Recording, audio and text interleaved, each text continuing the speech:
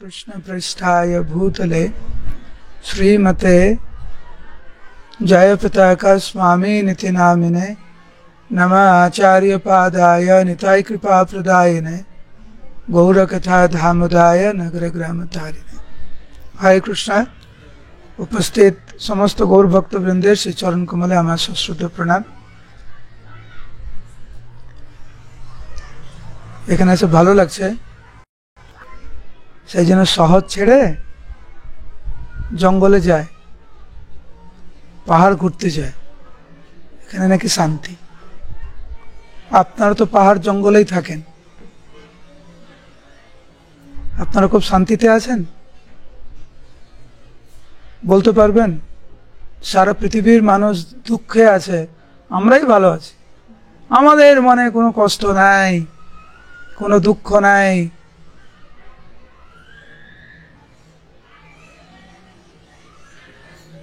কিন্তু আসল জিনিসটা কিন্তু না। পাহাড়ে থেকেও অনেক দুঃখে থাকে, শহরে থেকেও অনেক দুঃখে। আবার কেউ কেউ পাহাড়েও শান্তিতে থাকতে পারে, শহরেও শান্তিতে থাকতে পারে। এটা নির্ভর করছে মানসিকতার উপরে, জীবনধারার উপরে। কাকে নিয়ে আছি আমরা, কাকে নিয়ে সংসার করছেন তার উপরে। কৃষ্ণকে নিয়ে সংসার করুন, সেই জঙ্গলে থাকুন বা শহরে থাকুন, দু জায়গায় ভালো থাকবেন। আর আত্মকেন্দ্রিক জীবন নিয়ে যদি আমরা সংসার করি, কৃষ্ণকে ভুলে সে আমরা গভীর জঙ্গলে থাকলেও আমরা অনেক অশান্তির মধ্যে থাকব। এইটি হচ্ছে বাস্তবতা। যারা পাহাড়ে থাকে তারা ভাবে এই পাহাড় জঙ্গল দেখে দেখে ক্লান্ত হয়ে গেছে, শহরে যদি যাই তাহলে একটু শান্তি। আর যারা শহরে থাকে তারা ভাবে শহরের এত চিৎকার চেঁচামেচি, এত দূষণ আর ভালো লাগে না, একটু পাহাড় জঙ্গল থেকে ঘুরে আসে। আসল কথা হচ্ছে কি, যে যারা হচ্ছে পাহাড়ে থাকে তারাও অশান্তিতে আছে, যারা শহরে থাকে তারাও অশান্তিতে আছে। সুখে থাকে তারা যারা কৃষ্ণকে নিয়ে আছে, তারাই সুখে আছে। আপনারা জানেন প্রভুপাদের একটি বিখ্যাত লীলা। 1977 সালে দুইজন স্বনামধন্য ব্যক্তিত্ব ভারতবর্ষের, একজন শিল্পপতি এবং একজন গভর্নর, দুইজনে প্রভুপাদের সাথে সাক্ষাৎ করতে এসেছিলেন বৃন্দাবনে। প্রভুপাদের শরীর তখন খুব খারাপ,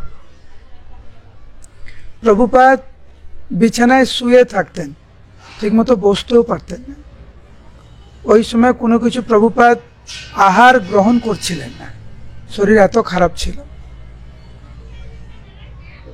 ওই দুইজন ব্যক্তি যখন প্রভুপাদের ঘরে আসলেন, স্বাভাবিকভাবে ওনাদেরকে যত্ন করা হয়েছে। ওনারা দুইজন প্রভুপাদকে খুব ভালোবাসতেন, প্রভুপাদকে খুব শ্রদ্ধা করতেন। তো কিছুক্ষণ কথা বলার পরে ওই দুইজন প্রভুপাদকে বলেছিলেন যে প্রভুপাদ, আপনার সাথে একান্তে আমরা কিছু আলোচনা করতে চাই। কারণ ওই সময় অন্যান্য ভক্তরা ছিল ঘরের ভিতরে, প্রভুপাদকে তো কখনো একা একা রাখতো না, কেউ না কেউ সবসময় প্রভুপাদের সাথে থাকতো।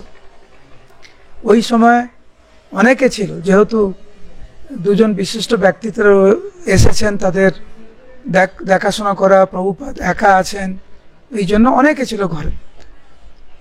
কিন্তু উনারা একাকী প্রভুপাদের সাথে কথা বলতে চাইলেন। যদিও প্রভুপাদের সাথে যারা ছিলেন ওনারা চাইছিলেন না প্রভুপাদকে একা রেখে যেতে, কিন্তু প্রভুপাদ বললেন, না ঠিক আছে, কোনো অসুবিধা নেই, তোমরা যেতে পারো। ওই সময় আমাদের শ্রীশ্রীমৎ ভক্তিচারু স্বামী গুরু মহারাজ প্রভুপাদের ব্যক্তিগত সেবক ছিলেন। প্রভুপাদের টেবিলে সবসময় টেপ রেকর্ডার থাকত। এই দুইজন বিশিষ্ট ব্যক্তি বলছে তারা প্রভুপাদের সাথে একান্তে কিছু আলোচনা করতে চায়। কি আলোচনা করবে কেউ জানবে না। সেই জন্য ভক্তিচারু স্বামী গুরু মহারাজ বুদ্ধি করে ঘর থেকে যাওয়ার আগে ওই টেপ রেকর্ডটা অন করে গেছে। সেই জন্য কিন্তু আজকের আমরা লীলা শুনতে পাচ্ছি। উনি যে টেপ রেকর্ডটা অন না করে যেতেন আমরা মানে শুনতে পারতাম না। টেপ রেকর্ড অন করে উনি চলে গেছে বাইরে।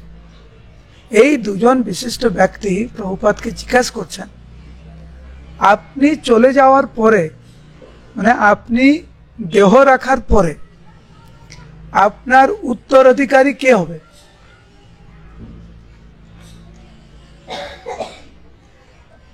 ওনারা ভাবছেন প্রভুপাদ যদি ওনার শিষ্যদের সামনে বলে, কার নাম বলবে, কি বলবে, হয়তো প্রভুপাদ একটু দ্বিধাগ্রস্ত হবে। সেজন্য একা একই জিজ্ঞাসা করছে যে প্রভুপাদ আপনি চলে যাওয়ার পরে আপনার উত্তরাধিকারী কে হবে? অন্যান্য জায়গায় গুরুদেব এক দুজনকে দায়িত্ব দিয়ে যায়, ওনারা চলে যাওয়ার পরে এক দুজন গুরু হয়, আচার্য হয়, এইভাবে চলে।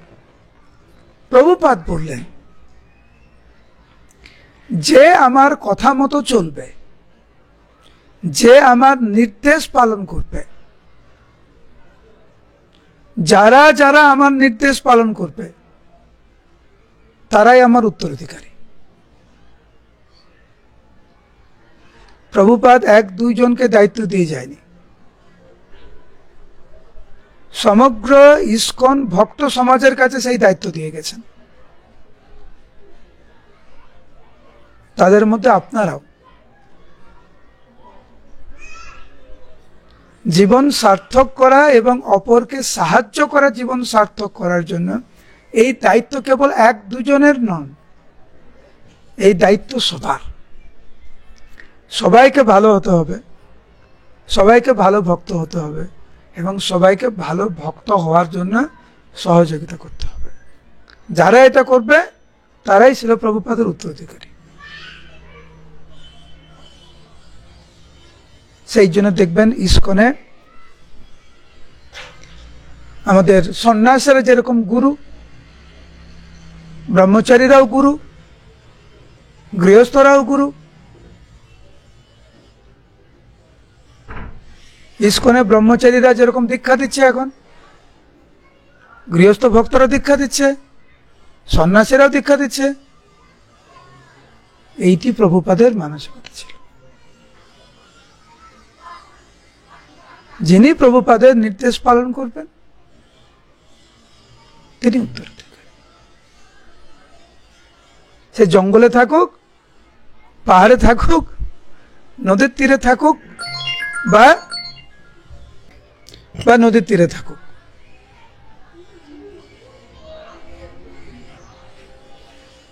আপনারা জানেন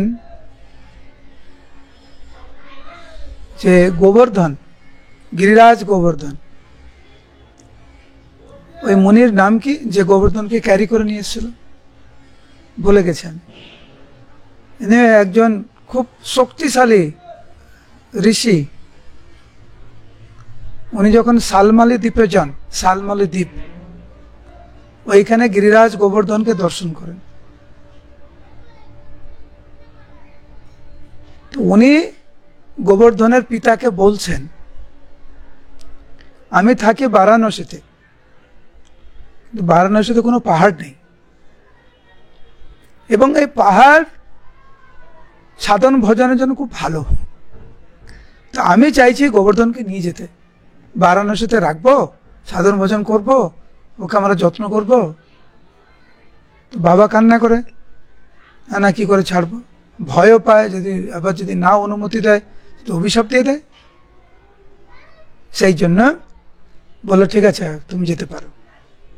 গোবর্ধন বললেন আমি যাব, কিন্তু যেখানে আমাকে নামিয়ে দেবেন সেখান থেকে আমি আর উঠবো না।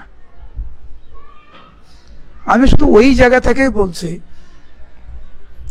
ওই ঋষি পাহাড়কে নিয়ে যেতে চাইছিলেন, সাধন ভজনের জন্য খুব ভালো।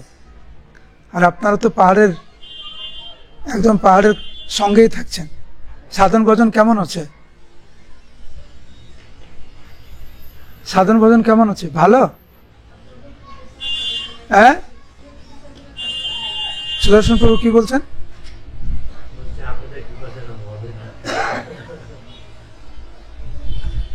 এটা একটু গুরুত্বপূর্ণ বিষয়, কিন্তু প্রাকৃতিক সৌন্দর্য কৃষ্ণের সেবায় অনুকূল হতে পারে, প্রতিকূল হতে পারে।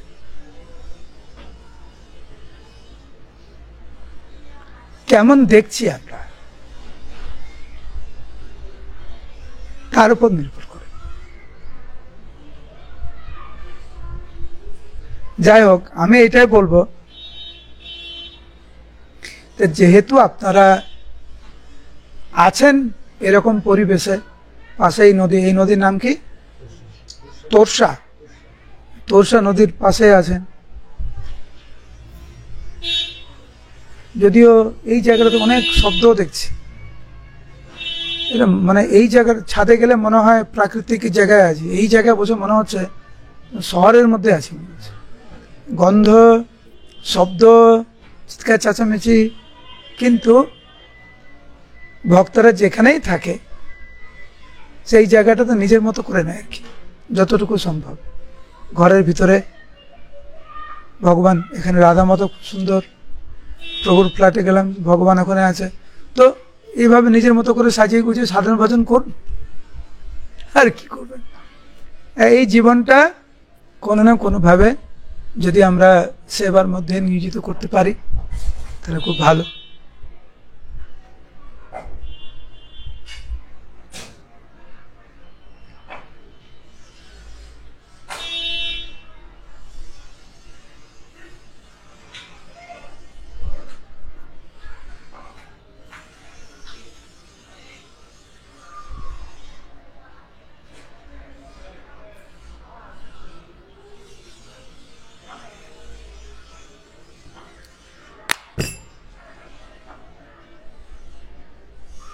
আমরা গত পরশু একটা বিষয় নিয়ে আলোচনা করছিলাম,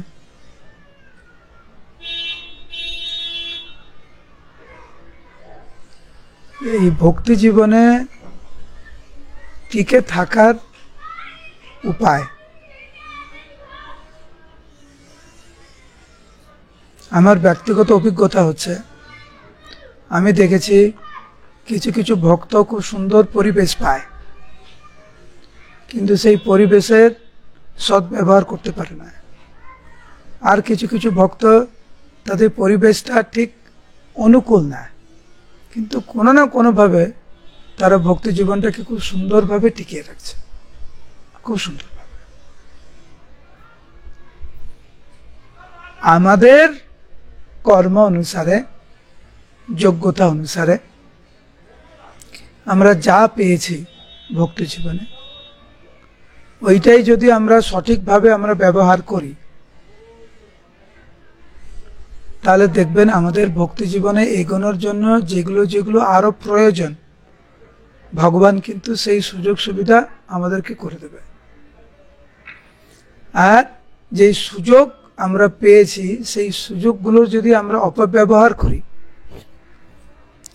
তাহলে কিন্তু সেই সুযোগ সুবিধা আমরা বেশি দিন আমরা পাবো না।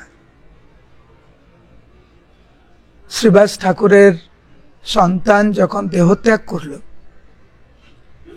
এবং শ্রীমন মহাপ্রভু যখন ওনার আশীর্বাদে সেই মৃত সন্তান যখন জীবিত হলো, মহাপ্রভু জিজ্ঞাসা করছেন, তুমি এত তাড়াতাড়ি কেন চলে যাচ্ছ? তখন শ্রীবাস ঠাকুরের সন্তান বলেছিলেন যে, প্রভু তুমি এই প্রশ্ন জিজ্ঞাসা করছো আমাকে? আমার এই শরীরে যতদিন থাকার কথা ছিল ঠিক আমি ততদিনই ছিলাম। এটা এক। দ্বিতীয় দিকটা শ্রীবাস ঠাকুরের সন্তান মহাপ্রভুর সামনে উনি ব্যক্ত করছেন এরকম যে বহুবার আমরা জন্মগ্রহণ করেছি। বহুবার জন্মগ্রহণ করেছি মানে বহুবার মৃত্যুবরণ করেছি। বহুবার মৃত্যু মানে বহুবার জন্মগ্রহণ করেছি, তার মানে বহুবার ভিন্ন ভিন্ন পিতা মাতা, ভিন্ন ভিন্ন ভাই বোন, ভিন্ন ভিন্ন আত্মীয় স্বজন, ভিন্ন পরিবেশ, ভিন্ন পরিস্থিতি, বিভিন্ন দেশে, বিভিন্ন ব্রহ্মাণ্ডে আমাদের জন্ম। এবং উনি বলছেন যে যতবার আমি জন্মগ্রহণ করেছি ততবার অনেক কষ্টে জন্মগ্রহণ করেছি, যতবার মৃত্যুবরণ করেছি অনেক কষ্টে মৃত্যুবরণ করেছি। কিন্তু এইবার যেহেতু তোমার প্রসঙ্গে, তোমাকে দর্শন করতে করতে, তোমার কীর্তন করতে করতে আমার দেহত্যাগ হলো, সেজন্য আমার কোনো কষ্ট নেই। যতবার আমরা জন্মগ্রহণ করব, যতবার মৃত্যুবরণ করব, ততবারই অনেক কষ্টে। কেবলমাত্র কৃষ্ণ প্রসঙ্গে এই দুঃখ কষ্টটা নেই। আমরা এই জগতে কেউ প্রকৃতপক্ষে ভালো নেই, এবং সামান্যতম ভালো থাকার জন্য আমরা অনেক সংগ্রাম করছি। লেখাপড়া, ব্যবসা বাণিজ্য, চাকরি, সংসার আদি, এটা সহজ না, অনেক সংগ্রামের।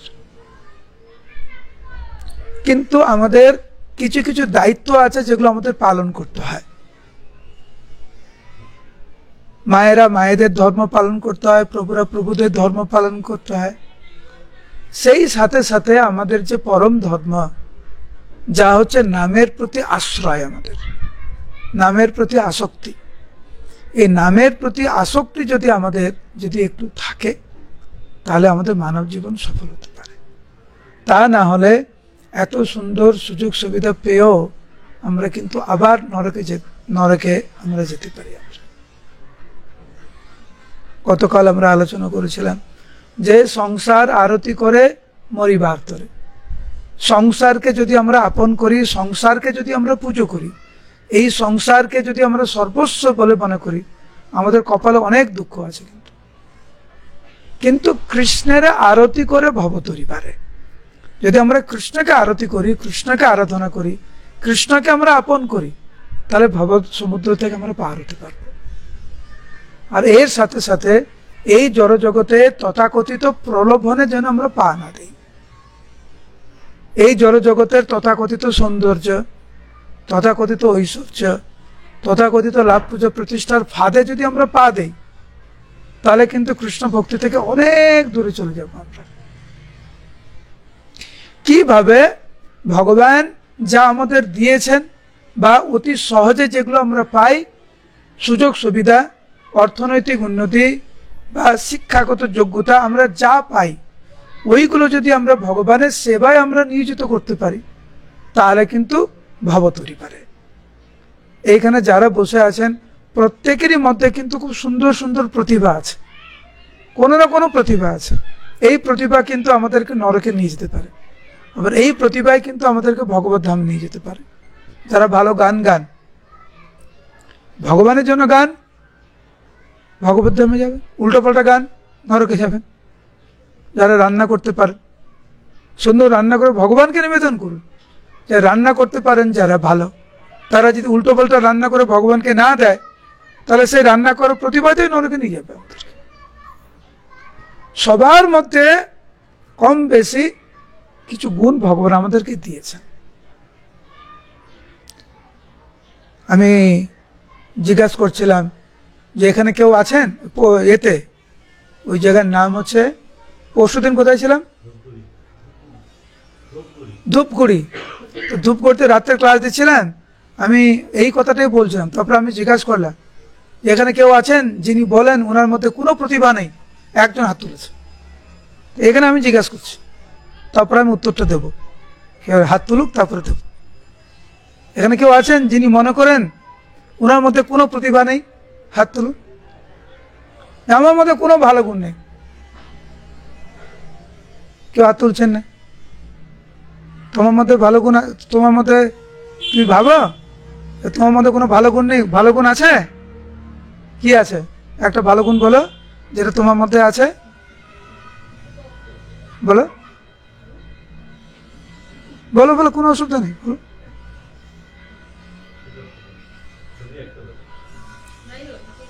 ও ছবি আঁকতে পারে, তো ও ছবি আঁকতে পারে।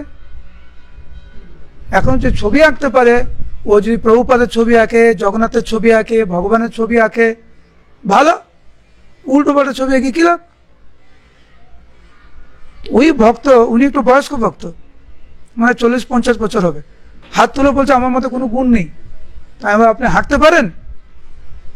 বলে হ্যাঁ। আচ্ছা, হাঁটা একটা গুণ না? এই পৃথিবীতে লাখ লাখ লোক আছে, খোড়া হাঁটতে পারে না। হাঁটার যোগ্যতা দিয়ে আমরা কি করছি? মন্দিরে যাচ্ছি না পাপ কর্মের জন্য যাচ্ছি? আমি জিজ্ঞেস করছি আপনি কথা বলতে পারেন? বলে হ্যাঁ। কথা বলা একটা একটা যোগ্যতা না? লাখ লাখ লোক বোবা, কথা বলতে পারে না। আপনি তো কথা বলতে পারেন। কথা যদি বলতে পারেন, ভগবানের সম্বন্ধে বলুন। হাঁটতে পারেন, মন্দিরে যান, পড়তে পারেন, বলছে হ্যাঁ। ভাগবতম পড়ুন, শাস্ত্র পড়ুন, উল্টো পাল্টা পড়ে কি লাভ? কেউ যদি ভাবে হাঁটা একটা যোগ্যতা না, খোড়াদেরকে দেখুন,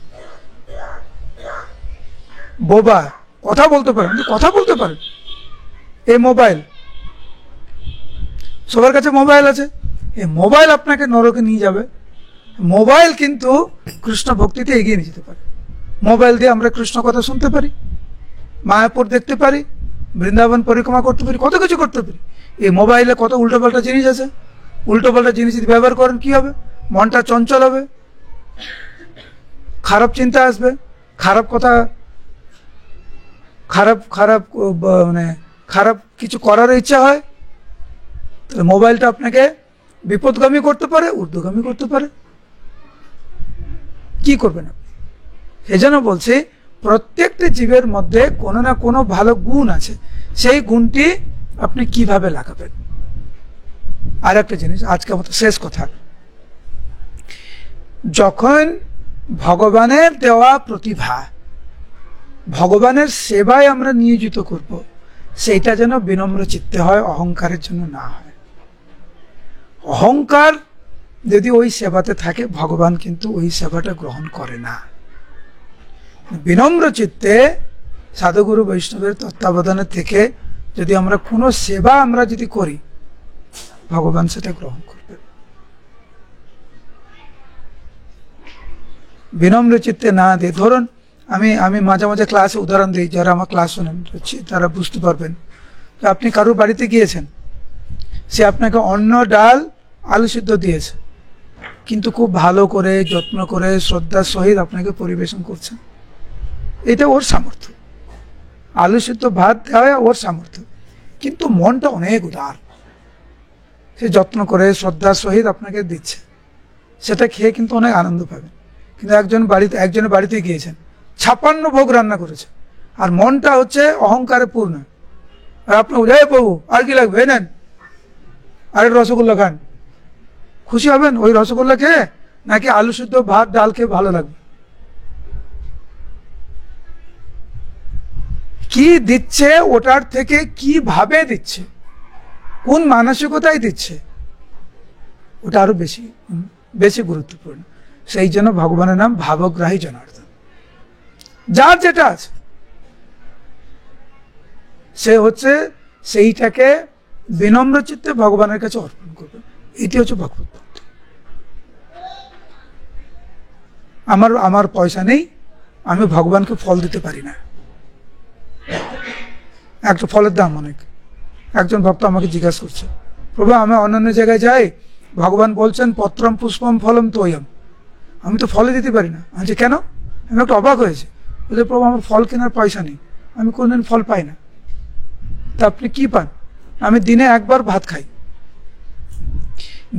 দিনের বেলা আমি একবারই ভাত খাই, এইটাই আমার সামর্থ্য, ওইটাই ভগবানকে দেই। আমি আপনি ওইটাই দেন, ওইটাই ভগবান খুশি। তার সামর্থ্য সে দেবে, তার সামর্থ্য নেই সে দেবে না। কারোর সামর্থ্য রয়েছে ভগবানকে ফল তো দেন, ভগবান তো এরকম বলছে না। আমি একজন ভক্ত থেকে শুনেছিলাম খুব সুন্দর কথা, যে পত্রম পুষ্পম ফলম তোয়ম। আগেকার দিনে তো পত্রম পুষ্পম, এই পত্র, তুলসী পাতা, ফল, জল সব জায়গায় পাওয়া যেত। এখন ফলটা হয়ে গেছে অনেক দামি, আগে তো এরকম ছিল না। তার মানে যে যেটা খুব সহজে লভ্য সেটাও দিলে ভগবান খুশি হবে। এখানে কেউ আছেন যে যার বাড়িতে জল নেই? কেউ আছেন জল নেই কারোর বাড়িতে? সবার বাড়িতে জল আছে। ভগবান তো বলছেন তুলসী দল মাত্রে না জলস্য চালুকে নেবা, কেবলমাত্র একটা তুলসী পাতা আর একটা জল যদি ভগবান, একটুখানি জল ভগবানকে অর্পণ করা হয় ভক্তির দ্বারা, ভগবান সেই ভক্তের কাছে বিকৃত হয়ে যায়। কত বড় কথা! বিকৃণীতে স্বমাত্মানম ভক্তব্য ভক্তবৎসল। কি আছে আমার কাছে ওইটা বেশি গুরুত্বপূর্ণ না, কিন্তু যেটা আছে সেটা কোন মনোভাব দিয়ে, কোন চেতনায় আমি ভগবানকে দিচ্ছি, ওটা বেশি গুরুত্বপূর্ণ। তো আপনারা যে এই এলাকাতে থাকছেন, পাহাড়ের তলায় থাকছেন, নদীর পাশে থাকছেন, চেষ্টা করবেন যে এই পরিবেশে আপনারা থাকুন না কেন, ভক্তিপথে এগিয়ে যান। কোনো কিছু যেন আমরা নিরুৎসাহিত না হই। হরে কৃষ্ণ কৃষ্ণ কৃষ্ণ হরে হরে, হরে রাম রাম রাম